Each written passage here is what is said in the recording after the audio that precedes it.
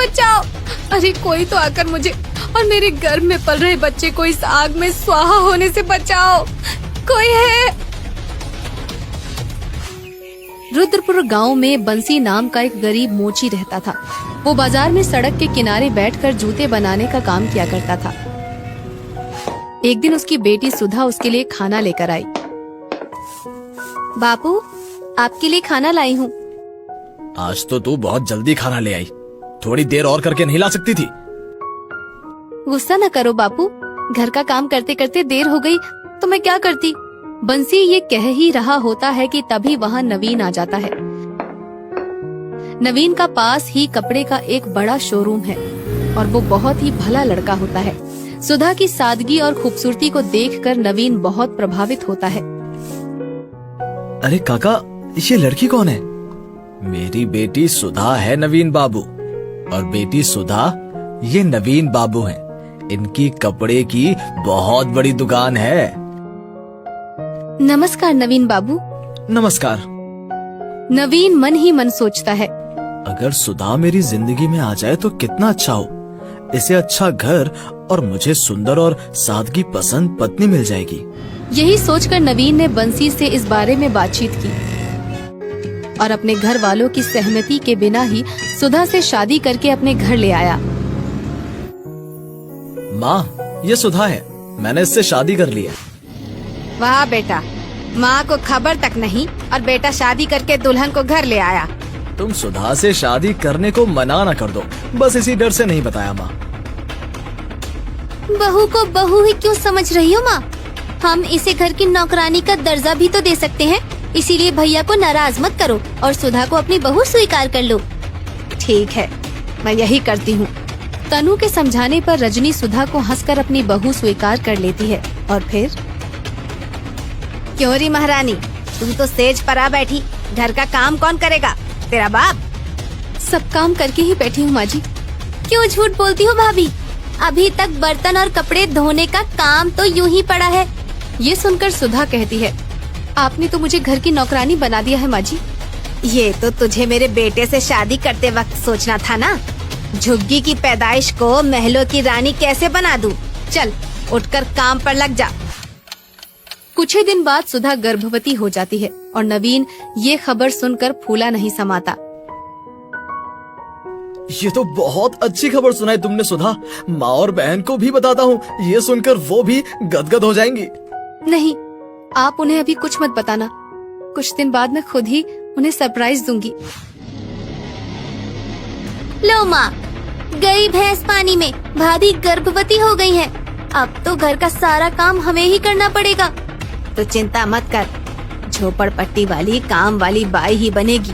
मेरे पोते पोती जनने वाली बहू तो मैं कदापि नहीं बनने दूंगी इसे।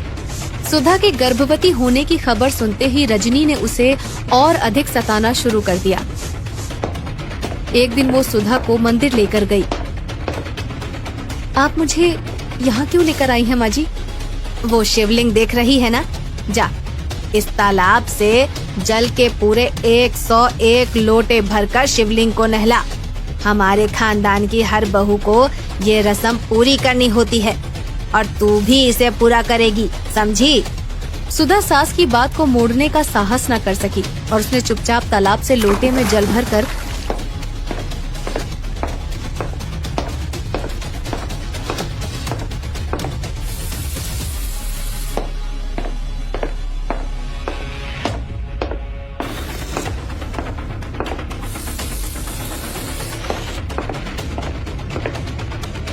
अब बस करो माँ जी, मुझसे अब एक और भी नहीं हो पाएगा। मैं गर्भवती हूँ।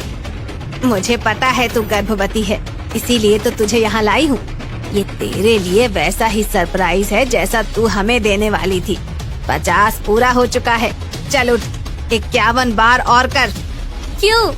मजेदार सरप्राइज है ना भाभी? सुधा कुछ नहीं बोली और मजबूर होकर फिर से शिवलिंग पर जल चढ़ाने में जुट गई।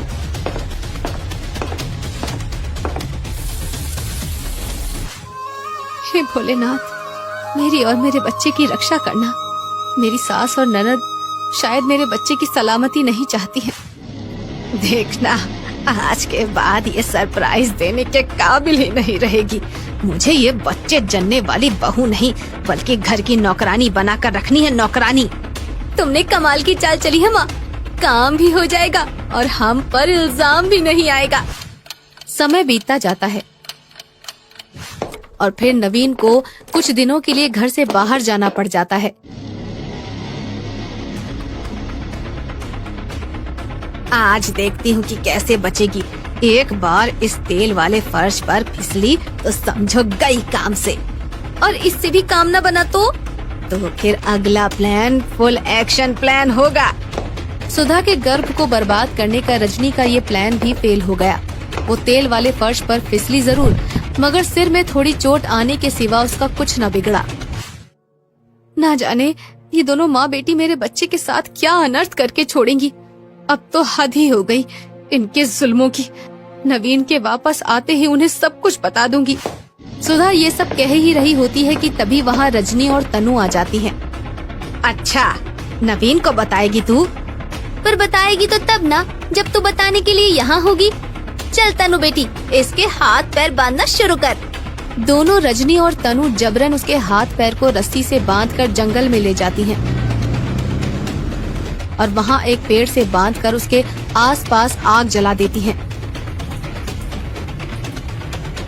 मुझ गर्भवती बहू पर दया करो माँ जी, भगवान के लिए मुझे और मेरे बच्चे को जिंदा छोड़ दो, मुझे छोड़ दो माँ जी। मगर रजनी और तनु उसकी एक भी नहीं सुनते। वे आग लगाकर चले आते हैं और फिर आग धीरे धीरे तेज होने लगती है। बचाओ बचाओ, अरे कोई है, कोई तो आकर मुझे और मेरे गर्भ में पल रहे बच्चे को इस आग में स्वाहा होने से बचाओ, बचाओ। उसी समय शिवलिंग से तेज प्रकाश फूटता है और देखते ही देखते सुधा की आंखों से निकलने वाले आंसू बारिश का रूप ले लेते हैं। बारिश आग को बुझा देती है और रस्सियां भी अपने आप ही टूट कर गिर जाती हैं। सुधा ये चमत्कार देखकर हैरान रह जाती है। अरे ये क्या, मेरे आंसू तो जादुई आंसू हैं। ये तो बारिश करने लगे। देखो तो, आग बुझ गई और रस्सियां भी अपने आप ही खुल गई। तभी एक आकाशवाणी सुनाई देती है। उस दिन तुमने शिवलिंग पर लगातार जो 101 बार जल चढ़ाया था, ये उसी का फल है सुधा। अब घर जाओ, तुम्हारे पति तुम्हारा इंतजार कर रहे हैं। ये सुनकर सुधा बहुत खुश हुई और भागते भागते घर आ पहुंची। घर पर सचमुच नवीन उसका इंतजार कर रहा था। आ गई महारानी, कहाँ गई थी? भैया, भाभी आपकी गैर हाजिरी में रोज ऐसे ही कहीं जाती हैं। धोखेबाज, कहाँ जाती है तू रोज रोज? आज तो बताना ही पड़ेगा। नवीन की ये बात सुनकर सुधा रोने लगी और उसके आंसू तूफानी बारिश में बदल गए। घर एकाएक बाढ़ का मैदान बन गया और रजनी व तनु बाढ़ के पानी में डूबने लगी। साथ ही उन्होंने सुधा पर जो जो जुल्म ढाए थे, नवीन को एक एक कर चलचित्र की तरह पानी पर नजर आने लगे। नवीन बेटा, हमें बचाओ बेटा, नवीन बेटा, हमें बचा लो भैया, हम इस बाढ़ में डूब रहे हैं, हमें बचा लो। तुम दोनों निर्दयी हो, इसलिए तुम्हारा डूब मरना ही सही है। बहू, तुम हमें माफ कर दो, हमें बचा लो बेटी। अब हम कभी भी भूल कर भी तुम्हें परेशान नहीं करेंगे।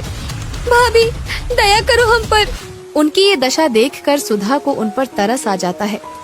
तुमने कभी सास और ननद होने का फर्ज निभाया ही नहीं, मगर मैं तुम्हारे सब जुल्मों को भुलाकर एक बहू होने का फर्ज जरूर निभाऊंगी। ये कहकर सुधा ने आंसू गिराना बंद कर दिया और फिर अचानक ही बारिश व बाढ़ अदृश्य हो गई। रजनी और तनु दोनों की जान बच गई और वो लज्जित होकर घर छोड़कर जाने लगी। माँ जी, आप दोनों घर छोड़कर कहीं नहीं जाएंगी। पर बेटी, हमने तुम्हारे साथ जो किया, क्या तुम भुला सकोगी? बुरे को नहीं, बल्कि बुराई को मारा जाता है और अब आपके अंदर की बुराई मर चुकी है, इसीलिए मुझे आपसे कोई गिला शिकवा नहीं है माँ जी। इस तरह सुधा उन्हें माफ कर देती है और फिर सब मिलजुल कर खुशी खुशी रहने लगते हैं।